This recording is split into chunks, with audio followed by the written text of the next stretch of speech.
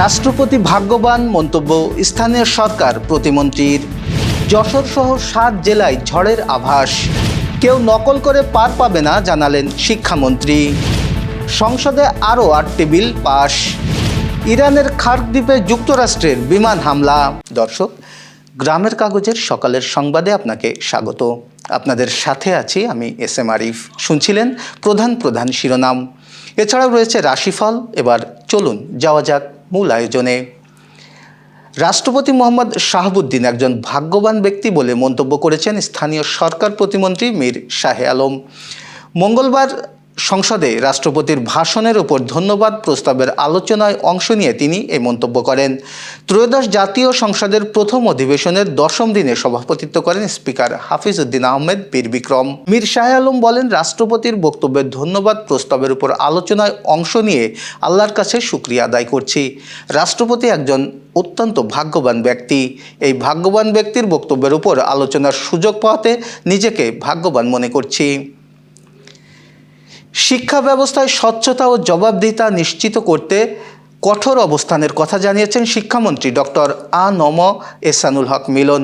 তিনি বলেন, বিগত সরকারের আমলে প্রশ্নপত্র ফাঁস এবং বিক্রির মাধ্যমে অনিয়মের অভিযোগ থাকলেও অনেক ক্ষেত্রে সংশ্লিষ্টদের আইনের আওতায় আনা হয়নি।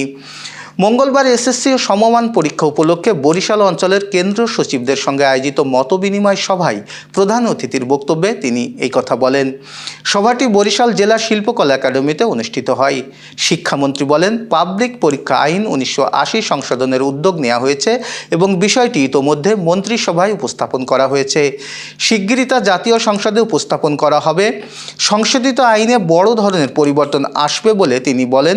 নতুন আইনে ডিজিটাল পদ্ধতিতে নকল প্রতিরোধ করা হবে এবং পাবলিক পরীক্ষায় সংজ্ঞাতেও পরিবর্তন আনা হবে। শুধু শিক্ষা প্রতিষ্ঠানের পরীক্ষা নয়, চাকরি ও ব্যাংক সহ বিভিন্ন নিয়োগ পরীক্ষায়ও এই আইনের আওতায় আনার পরিকল্পনা রয়েছে। এতে কেউ নকল করে পার পাবে না। দেশের 8টি জেলায় ঘন্টায় প্রায় 60 কিলোমিটার গতিতে ঝোড়ো হাওয়া বয়ে যেতে পারে বলে সতর্ক করেছে আবহাওয়া অধিদপ্তর। এর সঙ্গে বৃষ্টি কিংবা বজ্রসহ বৃষ্টির শঙ্কা রয়েছে।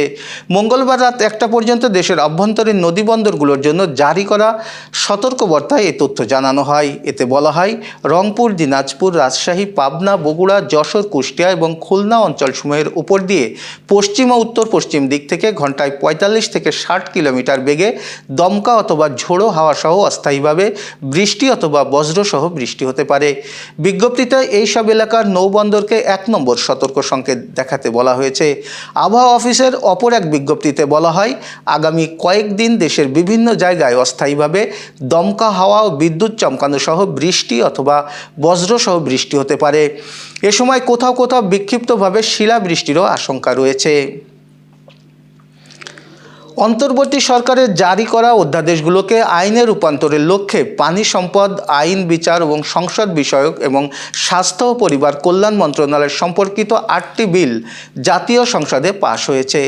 বিলগুলোর উপর ধারা অনুযায়ী কোনো সংশোধনী প্রস্তাব না থাকায় সংসদে এ বিষয়ে আলোচনা হয়নি। সংশ্লিষ্ট মন্ত্রীরা বিলগুলো উত্থাপন করলে কণ্ঠভোটে সরাসরি সেগুলো পাশ হয়। অধিবেশনে সভাপতিত্ব করেন স্পিকার হাফিজ উদ্দিন আহমেদ বীর বিক্রম।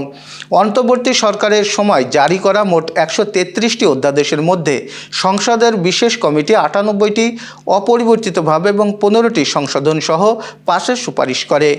বাকি 20টির মধ্যে 4টি বাতিল এবং 16টি আরও শক্তিশালী করে নতুন বিল আকারে আনার সুপারিশ করা হয়।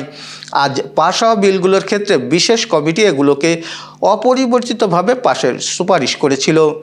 পাশ হওয়া বিলগুলোর মধ্যে পানি সম্পদ মন্ত্রী শহীদ উদ্দিন চৌধুরী অ্যানি বাংলাদেশ হাওর এবং জলাভূমি সংরক্ষণ বিল 2026 সংসদে উত্থাপন করেন এবং তা কণ্ঠভোটে পাশ হয়। ইরানের অত্যন্ত গুরুত্বপূর্ণ জ্বালানি কেন্দ্র খার্ক দ্বীপের বিমান প্রতিরক্ষা ব্যবস্থায় হামলা চালিয়েছে যুক্তরাষ্ট্র।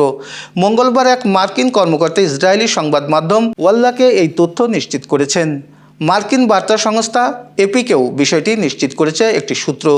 ইসরায়েলি সংবাদ মাধ্যম জেরুজালেম পোস্টের এক খবরে বলা হয়, মঙ্গলবার বিকেলে ইরানের খার্ক দ্বীপে ভয়াবহ বিমান হামলার পর শক্তিশালী বিস্ফোরণের শব্দ শোনা গেছে বলে খবর প্রকাশ করেছে স্থানীয় সংবাদ মাধ্যম। এরপরে মার্কিন প্রশাসনের পক্ষ থেকে এই অভিযানের বিষয়টি নিশ্চিত করা হলো। ইরানের তেল উৎপাদন সক্ষমতার ক্ষেত্রে খার্ক দ্বীপ অত্যন্ত গুরুত্বপূর্ণ এবং কৌশলগত ভূমিকা পালন করে। গত কয়েক সপ্তাহ ধরে দ্বীপটি সংঘাতের কেন্দ্রবিন্দুতে পরিণত হয়েছে। বিভিন্ন মার্কিন সংবাদ মাধ্যমের প্রতিবেদনে বলা হয়েছে, ট্রাম্প প্রশাসন মার্কিন নৌবাহিনীর বিশেষ শাখা মেরিন সেনাদের পাঠিয়ে দ্বীপটির নিয়ন্ত্রণ নেওয়ার একটি পরিকল্পনা করছে। দর্শক, এবার চলুন জেনে নিই কেমন যাবে আপনার আজকের দিন, অর্থাৎ 8 এপ্রিলের রাশিফল। মেষ রাশি, আজকের দিন শুভ।